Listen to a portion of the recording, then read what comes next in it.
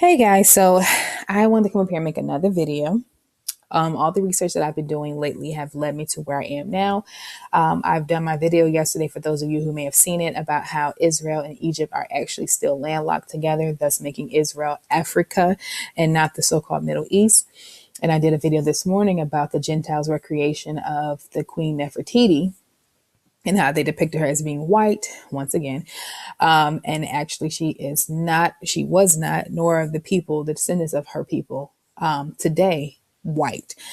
So now I want to do a video speaking about how our people, the Hebrews, were very quite often mistaken for being Egyptians. So I'm gonna get right into it.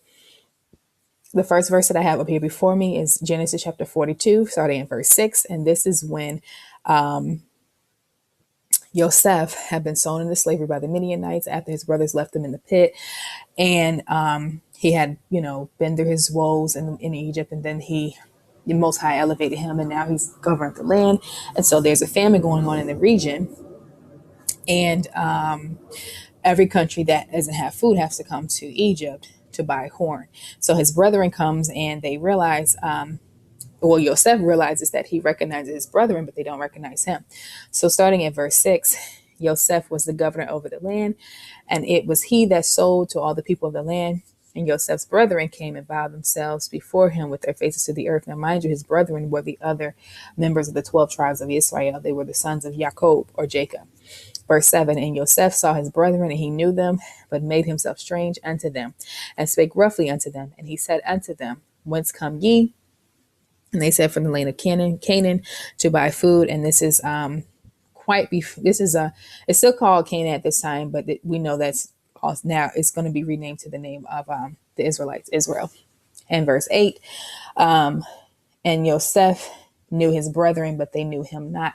Now, mind you, if Yosef was black, living amongst white Egyptians, or if he was white, like the Jews today, living amongst black Egyptians, there would not be any need for anybody to be confused. There will be a clear distinction and separation amongst who is who. Okay. Now let me go on to the next verse.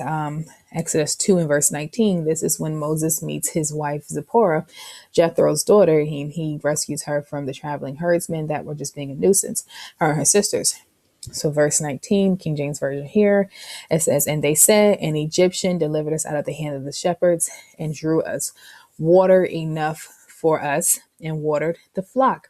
Now, Moses was raised as an Egyptian, but later in his life, the Most High reminded him that he was a Hebrew. But the point that matters is the fact that a Hebrew baby could be raised as an Egyptian proves that they had to be the same. There was no distinction. There was no separation. So a white baby could not have been raised amongst black Egyptians, or a black baby could not be raised amongst white Egyptians. We all are the same in appearance. Okay. Now, another verse, New Testament, Matthew chapter 2, verse 13. And when they departed, behold, the angel of the Most High appeareth. I'm right here reading from the King James. Appeared to Yosef in a dream, saying, Arise and take the young child and his mother and flee into Egypt, and be thou there until I bring thee word, for Herod will seek the young child to destroy him. Again, it would be highly impossible for a blue-eyed, blonde-haired, or brown-haired, whatever, white baby Jesus to hide amongst black Egyptians. Okay.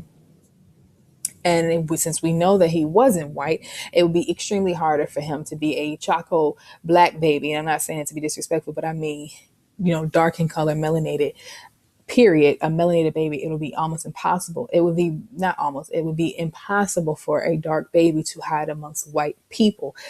I don't know if anybody's been in a room where you're the only black person there. It's come on. There's no hiding. There's no mistaking. There's nothing that you can do. A black person can never hide amongst white people, and a white person can never hide amongst a black person. Okay. So now here's another verse I want to read. This is with Shaul. And this is, I believe, when he's speaking to the Greek guard and at the prison, and I believe he speaks in Greek, if I'm not mistaken. And the guard responds and says, Art thou not that Egyptian which before these days made us an uproar and led us out into the wilderness, 4,000 men that were murderers? So the guard that he was speaking to, I read from the King James Version here, the guard that he was speaking to was astounded because, for one, he thought he was an Egyptian. Two, he's speaking Greek. So he was confused. First of all, Shaul or Paul, he was a Hebrew from the tribe of Benjamin. Okay. Once again, he was mistaken for being an Egyptian. Another thing that I want to point out here is that it's not uncommon for our people to speak multiple languages.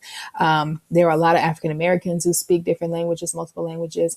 There's a lot of different especially our brothers and sisters in Africa, like within the West Africa. I know for sure we speak different languages, multiple languages. Most of the time they're bilingual anyway, because they may speak, like in this case, the Igbos, they speak their Igbo language and they speak English. You speak Yoruba, you speak English.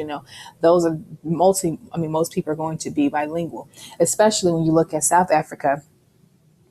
It's also the same exact situation there. You speak English and then you speak your native tongue for the most part. Not everyone knows their native tongue, but for the most part, they do know it.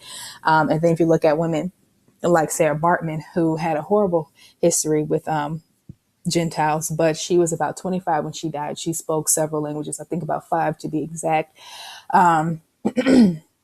Before she died, also, if you look at the history of Krotoa, she is a South African Khoi woman. She's also considered to be the mother of the mother of the language Afrikaans.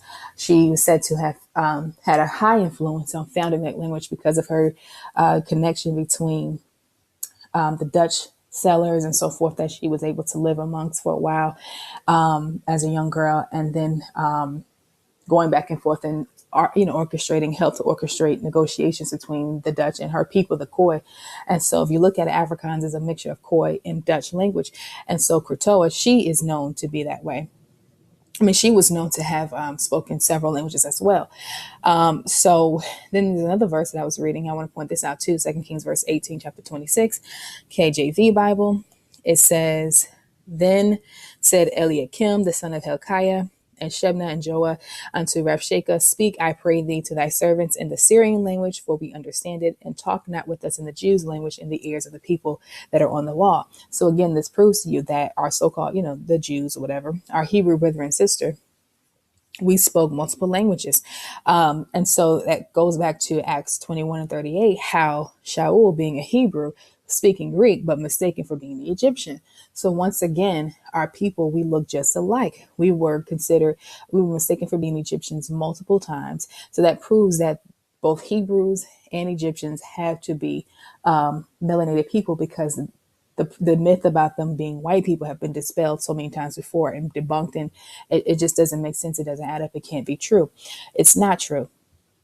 The point of the matter that I really want to get to here is when you look at Sudanese Egyptian people, we still to this day have trouble seeing the difference between them. And this woman here, when I first saw it, I thought this was Bobby Christina. My mom thought she was Notori Halton from the show Empire. This is a Nuba woman from Sudanese. Here's another woman. She looks like a friend of mine that I went to church with years ago. She looks exactly like her. She's a Sudanese born model. Okay, look at her. 29-year-old Fatima Ali is bravely calling out the rampant racism in Egypt and the Arab world against the darker skinned Africans, the former Miss Sudan beauty, and it goes on to the rest of it.